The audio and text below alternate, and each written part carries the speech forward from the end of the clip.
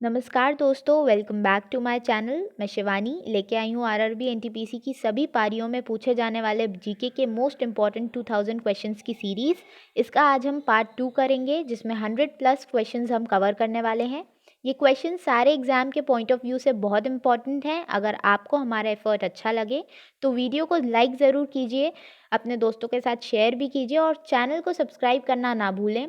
Bell icon है, उसे भी क्लिक कर दीजिए, जिससे कि आने वाले वीडियोस का नोटिफिकेशन आपके पास सबसे पहले आए। दोस्तों, मैं सोच रही थी कि एनटीपीसी में आ रहे इंपॉर्टेंट टॉपिक्स पर शॉर्ट वीडियोस लेके आऊँ, जैसे कि कंप्यूटर के फुल फॉर्म्स और इंटरनेशनल ऑर्गेनाइजेशंस, उनके हेडक्वार्टर्स, उनके चेयरपर्सन, महात्मा गांधी से रिलेटेड क्वेश्चंस।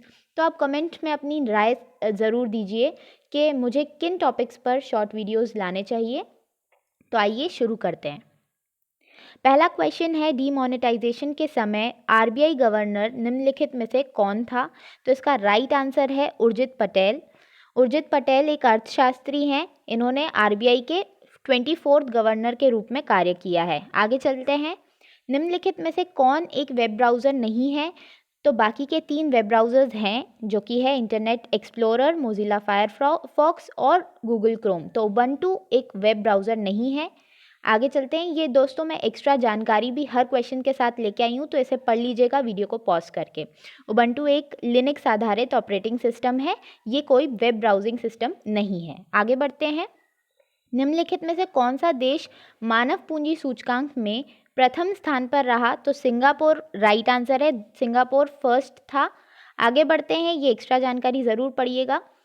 निम्नलिखित में से कौन सा एक जीवाणु रोग है? तो इसका राइट आंसर है क्षय रोग, जिसको हम टीबी बोलते हैं, ट्यूबरक्लोसिस। ये एक गंभीर संक्रामक रोग है जो फेफड़ों को प्रभावित करती है। आगे बढ़ते हैं। सेरीकल्चर किससे संबंधित है? तो इसका राइट आंसर है रेशम उत्पादन। रेशम उत्पादन जो कि सिल्क से रिलेटेड होता है, सिल्क के प्रोडक्शन को हम सेरीकल्चर बोलते हैं। निम्नलिखित में से कौन एक महारत्न कंपनी है? तो इसका राइट आंसर है सेल, जिसे बोलते हैं भारतीय इस्पात प्राधिकरण लिमिटेड। ठीक है, ये स्टील अथॉरिटी ऑफ इंडिया है इसका फुल फॉर्म। एक भारतीय राज्य के स्वामित्व वाली स्टील बनाने वाली कंपनी है, जो कि नई दिल्ली में स्थित है। ठीक है, आगे बढ़ते हैं। फिल्म फेयर अवार्ड्स 2020 में किस भारतीय फिल्म ने सर्वश्रेष्ठ फिल्म पुरस्कार जीता? तो इसका राइट आंसर है गली बॉय।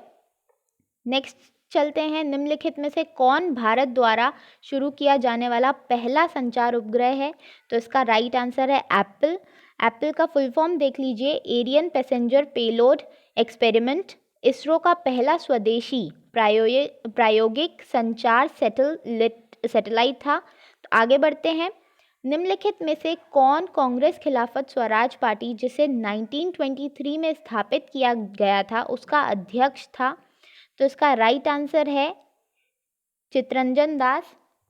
ठीक है, आगे बढ़ते हैं। मध्य प्रदेश के पूर्व राज्यपाल का नाम बताइए जिनका हाल ही में निधन हो गया है। तो इसका राइट आंसर दोस्तों आपको भी पता होगा, लालजी टंडन। दोस्तों कमेंट सेक्शन में ज़रूर बताइए कि अभी राज्यपाल कौन है मध्य प्रदेश का। लालजी टंडन एक भारतीय राजनीतिज्ञ थे जिन्होंने मध्य प्रदेश के 18वें राज्यपाल और बिहार के 28वें राज्यपाल के रूप में कार्य किया है। दोस्तों ये भी याद रखिए कि अब ये बिहार के राज्यपाल भी रह चुके हैं। आगे चलते हैं। भारत में कितने उच्च न्यायालय हैं? तो ये हमें पता होना चाहिए, 25 हैं। ठीक है, अभी नया तेलंगाना का, जो कि हैदराबाद में स्थित है, वो ऐड किया गया है। आगे बढ़ते हैं। हार्ड वाटर का फॉर्मूला क्या है? तो दोस्तों इसका राइट आंसर H2O है।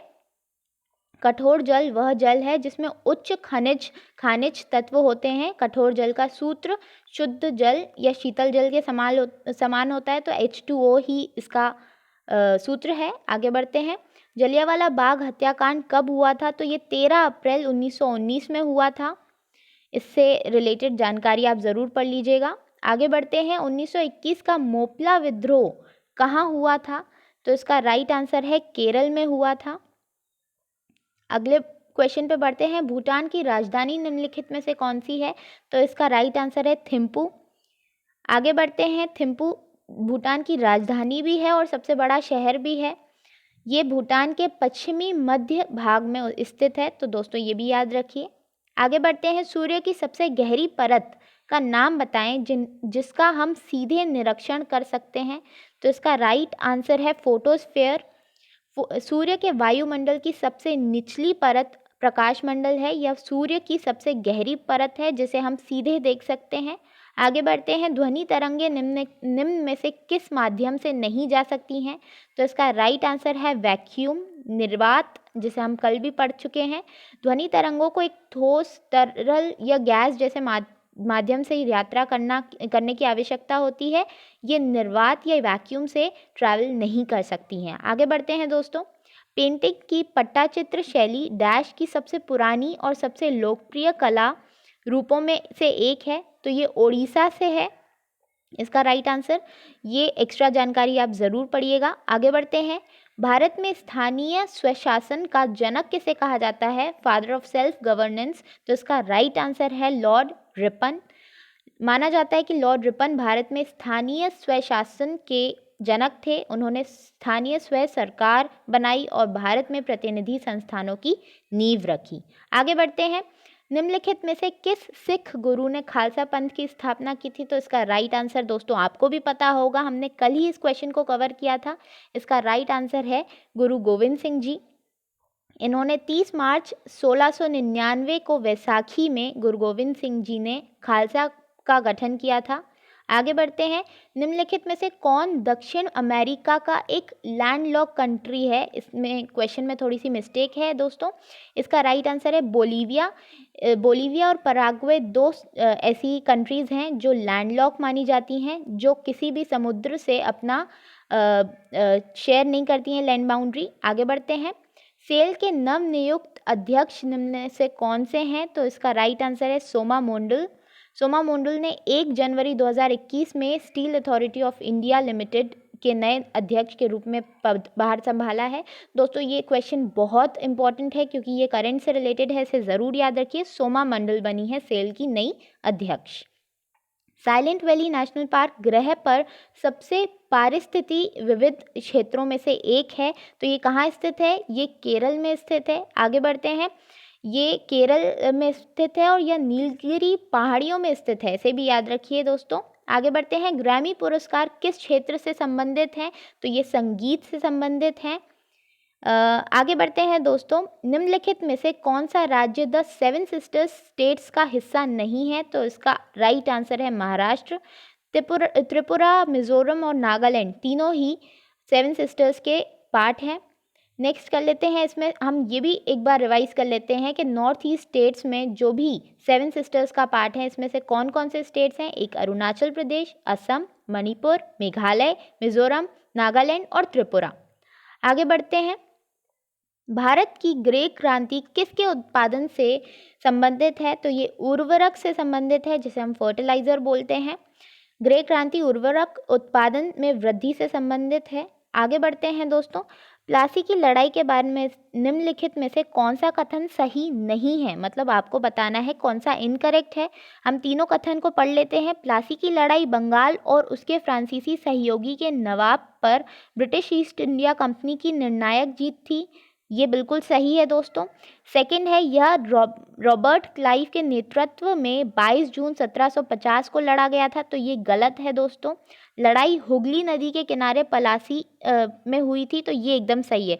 तो इसका राइट आंसर जाएगा, केवल 2 सही नहीं है। आगे बढ़ते हैं, निम्नलिखित में से कौन गुजरात के वर्तमान मुख्यमंत्री हैं। तो दोस्तों इसका आंसर बहुत ही ईजी है, विजय भाई आर रूपानी।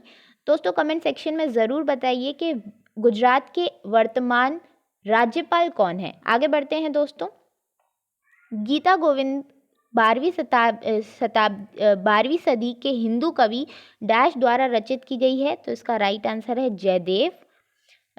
इसे जयदेव द्वारा रचित किया गया था। इसमें कृष्ण और वृंदावन की गोपियों के बीच के संबंध और विशेष रूप से राधा नाम की एक गोपी का वर्णन है। आगे बढ़ते हैं दोस्तों, अर्थशास्त्र में नोबेल पुरस्कार पाने वाले पहले भारतीय का नाम बताइए। तो इसका राइट आंसर है अमर्त्य सेन। अमर्त्य सेन ने 1998 के अर्थशास्त्र के नोबेल पुरस्कार को जीता था, पहले एशियाई हैं ये, इसे भी याद रखिए। आगे बढ़ते हैं, भाभा परमाणु अनुसंधान केंद्र BARC भारत के प्रमुख परमाणु अनुसंधान सुविधा का मुख्यालय कहाँ पे स्थित है? तो ये महाराष्ट्र के मुंबई में स्थित है दोस्तों, याद रखिए। ठीक है, आगे बढ़ते हैं। नोकिया के सीईओ कौन है? तो इसका राइट आंसर है दोस्तों डेविन वेनिक, नहीं सॉरी दोस्तों, इसका राइट आंसर है पेक्का लुंडमार्क, एक फिनिश बिजनेस एग्जीक्यूटिव और नोकिया के वर्तमान अध्यक्ष और सीईओ हैं। आगे बढ़ते हैं दोस्तों। संयुक्त राष्ट्र एक अंतर सरकारी संगठन जिसका उद्देश्य अंतरराष्ट्रीय शांति और सुरक्षा बनाए रखना है। इसका मुख्यालय कहाँ पे स्थित है? तो इसका मुख्यालय न्यूयॉर्क यूएसए में स्थित है। आगे बढ़ते हैं दोस्तों। भारत के उपराष्ट्रपति का वेतन कितना होता है? तो दोस्तों इसका राइट आंसर है 4 लाख रुपए भारत के उपराष्ट्रपति का वेतन होता है। निम्नलिखित में से कौन मध्य प्रदेश का राज्यपाल है? तो दोस्तों मैंने ये क्वेश्चन आपसे पूछा था, आपने कमेंट सेक्शन में इसका आंसर ज़रूर किया होगा। इसका राइट आंसर है आनंदीबेन पटेल। अब दोस्तों इसका एक और कमेंट सेक्शन में ज़रूर बताइए कि आनंदीबेन पटेल और किस राज्य की वर्तमान राज्यपाल हैं। आगे बढ़ते हैं दोस्तों। डांडी गांव गुजरात के किस जिले में स्थित है? तो दोस्तों ये नवसारी जिले में स्थित है। आगे बढ़ते हैं दोस्तों। विटामिन डी की कमी से कौन सा रोग होता है? तो रिकेट्स नाम का रोग होता है जो हड्डियों से रिलेटेड होता है। इससे हड्डियां कमज़ोर हो जाती हैं, नरम हो जाती हैं। आगे बढ़ते हैं दोस्तों। भारत के संविधान सभा की स्थापना निम्नलिखित में से किस वर्ष की गई थी? तो इसका राइट आंसर है 1946। 1946 9 दिसंबर को नई दिल्ली में पहली बार विधानसभा की बैठक हुई थी और इसका अंतिम सत्र 24 जनवरी 1950 को आयोजित किया गया था। तो दोस्तों ये भी याद रखिए। केंद्रीय औषधि मानक नियंत्रण संगठन भारतीय फार्मास्यूटिकल्स और चिकित्सा उपकरणों के लिए राष्ट्रीय नियामक संस्था का मुख्यालय कहाँ पे स्थित है? तो दोस्तों इसका राइट आंसर है नई दिल्ली।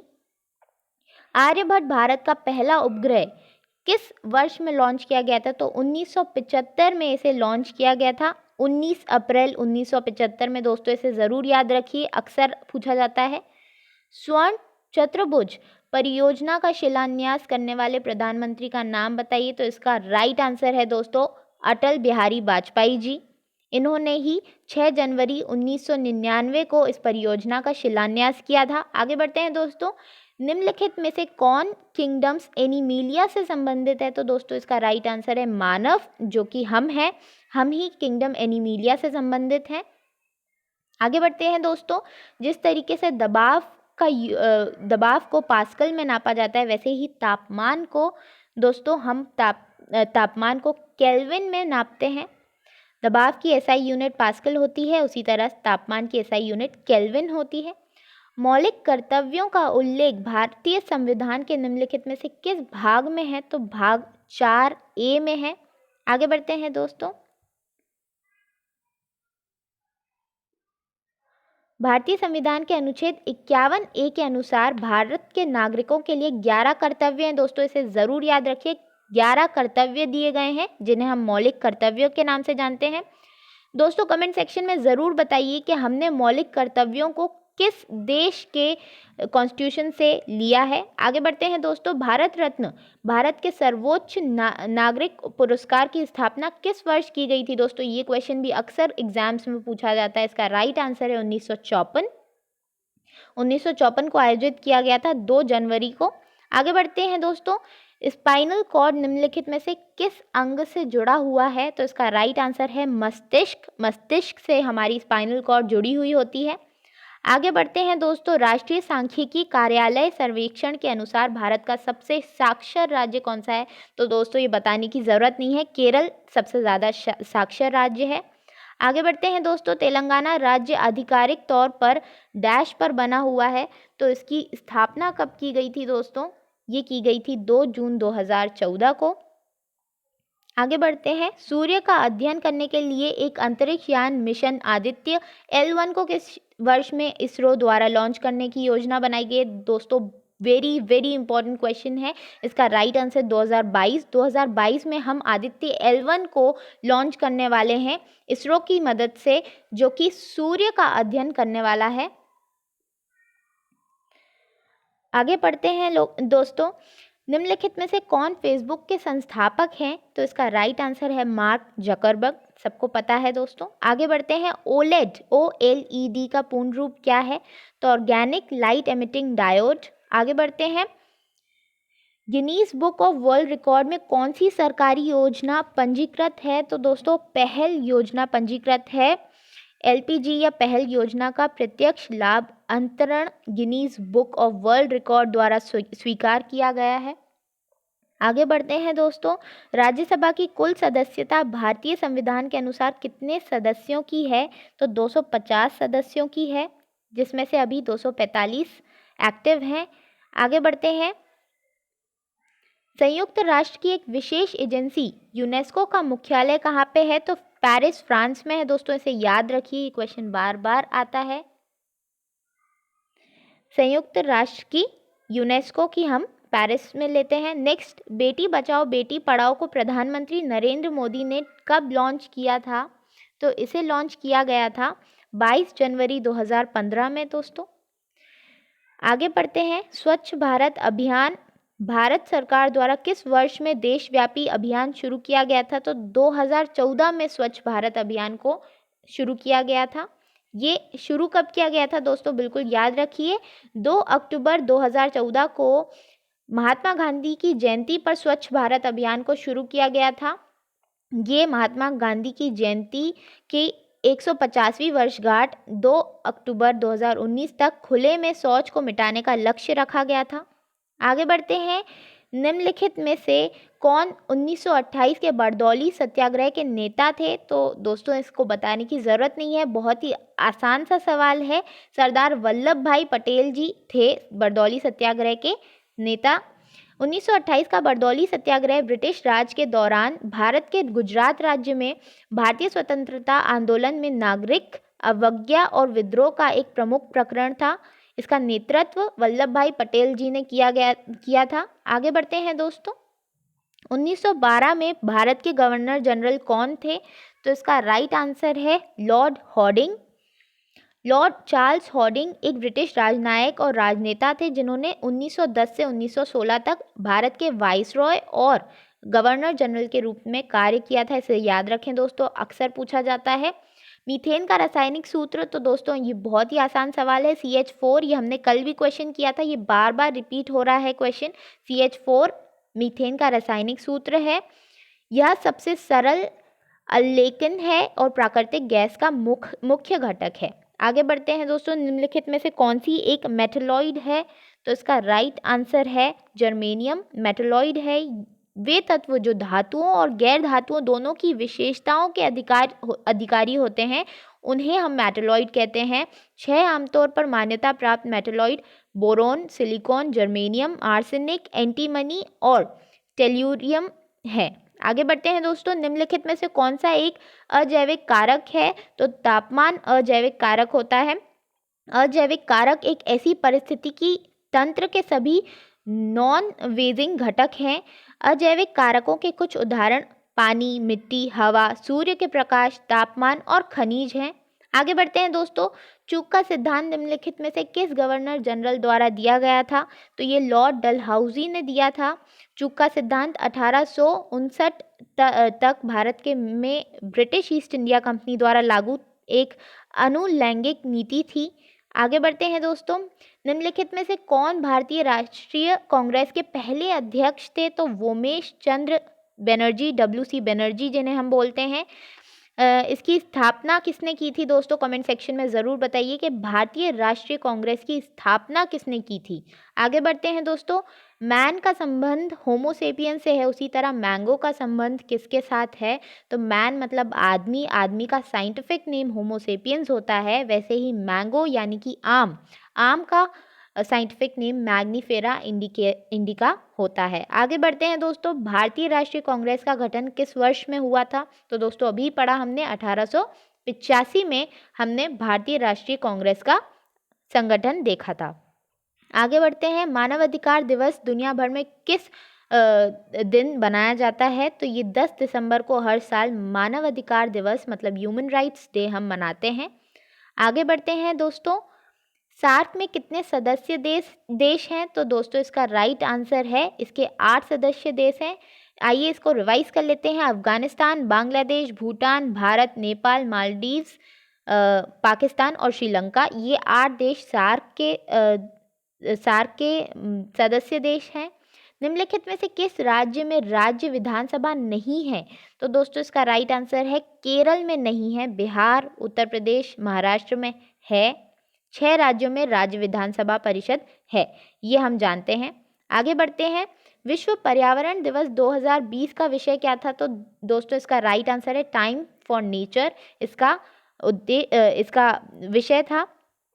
आगे बढ़ते हैं। इसे कौन मनाता है? तो विश्व पर्यावरण दिवस 5 जून को मनाया जाता है। इसका विषय था टाइम फॉर नेचर, पृथ्वी और मानव विकास पर जीवन का समर्थन करने वाले आवश्यक बुनियादी ढांचे को प्रदान करने में इसकी भूमिका पर ध्यान देने के साथ। आगे बढ़ते हैं। तारापुर परमाणु ऊर्जा स्टेशन भारत का पहला परमाणु ऊर्जा संयंत्र कहाँ पे स्थित है? तो ये महाराष्ट्र में स्थित है दोस्तों। महाराष्ट्र के बोईसर के पास स्थित तारापुर परमाणु ऊर्जा स्टेशन भारत का सबसे पुराना परमाणु ऊर्जा संयंत्र है दोस्तों, याद रखिए। आगे बढ़ते हैं। एवरी चाइल्ड मैटर्स पुस्तक के लेखक का नाम बताइए? तो कैलाश सत्यार्थी हैं। कैलाश सत्यार्थी को दोस्तों आप जानते होंगे, इन्हें नोबेल पुरस्कार मिला था। दोस्तों कमेंट सेक्शन में ज़रूर बताइए कि कैलाश सत्यार्थी को किसके साथ नोबेल पुरस्कार दिया गया था और किस वर्ष में नोबेल पुरस्कार दिया गया था। आगे बढ़ते हैं दोस्तों। भारतीयों द्वारा स्थापित एक भारतीय क्रांतिकारी संगठन गदर पार्टी के अध्यक्ष कौन थे? तो इसका राइट आंसर है सोहन सिंह भकना। इन्होंने ही गदर पार्टी का मुख्य रूप से इन्होंने ही स्थापित किया था। आगे बढ़ते हैं दोस्तों। वीटो पावर कितने देशों के हाथ में है? तो ये 5 देशों के हाथ में है। जो यूनाइटेड नेशंस है, संयुक्त राष्ट्र हैं, इसके जो 5 स्थायी सदस्य हैं, चीन, फ्रांस, रूस, यूनाइटेड किंगडम और संयुक्त राज्य अमेरिका, ये 5 स्थायी सदस्य के पास ही वीटो पावर होती है। आगे बढ़ते हैं। भांगड़ा भारतीय उपमहाद्वीप के पारंपरिक नृत्य का एक प्रकार है जो कहाँ पे उत्पन्न हुआ है? तो दोस्तों इसका सही आंसर पंजाब है। भांगड़ा भारतीय उपमहाद्वीप का एक प्रकार का पारंपरिक नृत्य है जो पंजाब के माझा क्षेत्र में सियालकोट में उत्पन्न हुआ था। इसे भी याद रखिए, ये किस क्षेत्र में उत्पन्न हुआ था, इसे ज़रूर याद रखिए दोस्तों। आगे बढ़ते हैं। 12 नवंबर 1930 को आयोजित प्रथम गोलमेज सम्मेलन किसकी अध्यक्षता में पूरा हुआ था? तो दोस्तों ये रामसे मैकडॉनल्ड की अध्यक्षता में पूरा हुआ था। दोस्तों इसे ज़रूर याद रखिए, गोलमेज सम्मेलन से क्वेश्चंस पूछे जाते हैं लगातार रेलवेज में। आगे बढ़ते हैं दोस्तों इसे भी एक बार पढ़ लेते हैं। ब्रिटिश सरकार द्वारा 1930 और 1932 के बीच आयोजित 3 ऐसे सम्मेलन में पहला गोलमेज सम्मेलन पहली बार हुआ था।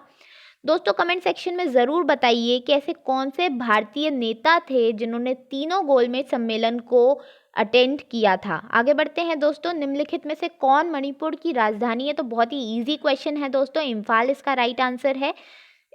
यह उत्तर में भारतीय राज्यों नागालैंड, दक्षिण में मिजोरम और पश्चिम में असम से घिरा हुआ है। आगे बढ़ते हैं दोस्तों। निम्नलिखित में से कौन एक माध्यमिक प्रदूषक है?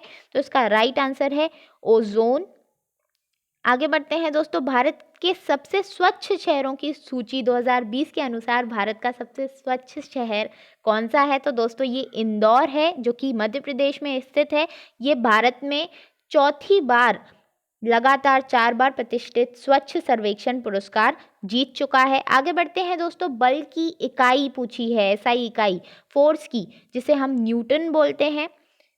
आगे बढ़ते हैं दोस्तों। National aeronautics and space administration NASA एक स्वतंत्र एजेंसी है, कब स्थापित की गई थी? तो 1958 में इसकी स्थापना हुई थी। ये अमेरिका में स्थित है दोस्तों। आगे बढ़ते हैं। आईबीएम के सीईओ निम्नलिखित में से कौन है? तो अरविंद कृष्ण नए सीईओ बने हैं। तो दोस्तों इसे याद रखिए, ये अप्रैल 2020 में आईबीएम के सीईओ बने थे। तो दोस्तों यहीं पे हमारी ये वीडियो कंप्लीट होती है। हमने आज 100 क्वेश्चंस लगभग हमने कवर किए हैं। आगे आने वाले पार्ट्स में हम 2000 सीरीज़ को आगे कंटिन्यू करेंगे। दोस्तों चैनल को सब्सक्राइब ज़रूर कीजिए अगर आपको मेरा काम अच्छा लग रहा हो, और बेल आइकन पे क्लिक करना ना भूलें, जिससे कि आने वाले पार्ट्स आपके पास उसके वीडियोस के नोटिफिकेशन जल्द से जल्द आ जाएं। दोस्तों फिर से मैं पूछूंगी, एनटीपीसी में जो इम्पोर्टेंट टॉपिक्स आ रहे हैं उन पे शॉर्ट वीडियोस मैं लेके आने का सोच रही हूँ। तो कमेंट सेक्शन में अपनी राय ज़रूर दीजिए कि मुझे शॉर्ट वीडियोस किन टॉपिक्स पे बनाने चाहिए। तो दोस्तों यहीं पे ख़त्म करते हैं। बाय बाय, टेक केयर, जय हिंद।